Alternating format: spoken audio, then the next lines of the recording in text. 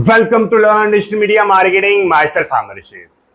आपने गूगल के ऊपर अपनी ऐड रन की और ऐड रन करने के नतीजे में कोई अप्रोक्सीमेटली 50,000 लोगों तक आपकी ऐड डिलीवर हुई। इन 50,000 लोगों में से 5,000 लोगों ने आपकी ऐड पे क्लिक किया और क्लिक करने के बाद आपकी वेबसाइट के ऊपर आए। ठीक है, और इन 5,000 लोगों में से जो आपकी वेबसाइट के ऊपर आए हैं, इनमें से अप्रोक्सीमेटली 200 लोगों ने आपकी प्रोडक्ट भी बाय कर ली है।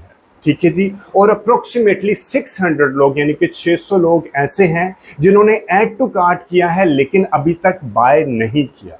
ठीक है, मैं रिपीट करता हूँ, ये और एक अप्रोक्सीमेट फिगर है, यानी कि ये कोई श्योर शॉट नहीं है कि इसी तरह की कैलकुलेशन आपको मिलेगी। ये एक अप्रोक्सीमेट फिगर्स हैं आपको समझाने के लिए। ठीक है, आपने गूगल के ऊपर ऐड रन की, 50,000 लोगों तक आपकी ऐड डिलीवर हुई, इंप्रेशंस मिले, 5,000 लोग उस पर क्लिक करके आपकी वेबसाइट के ऊपर आ गए। ये फिगर कम ज़्यादा भी हो सकती है। ठीक है, जो 5,000 लोग आपकी वेबसाइट के ऊपर आए हैं उनमें से को अप्रोक्सीमेटली 200 लोगों ने बाय भी किया, लेकिन 600 लोग ऐसे हैं जिन्होंने ऐड टू कार्ट किया है लेकिन अभी तक बाय नहीं किया। ठीक है, एज अ मार्केटिंग प्रोफेशनल और बिजनेस ओनर ये 600 लोग आपके लिए एक तरह की गोल्ड माइन है, क्योंकि ये अब आपकी प्रोडक्ट के बारे में जानते हैं। इन्होंने ऐड टू कार्ट भी किया है लेकिन अभी तक बाय नहीं किया। ठीक है, तो आपको चाहिए कि आप इन लोगों को जिन्होंने ऐड टू कार्ट किया है लेकिन बाय नहीं किया, अपनी ऐड दोबारा दिखाएं।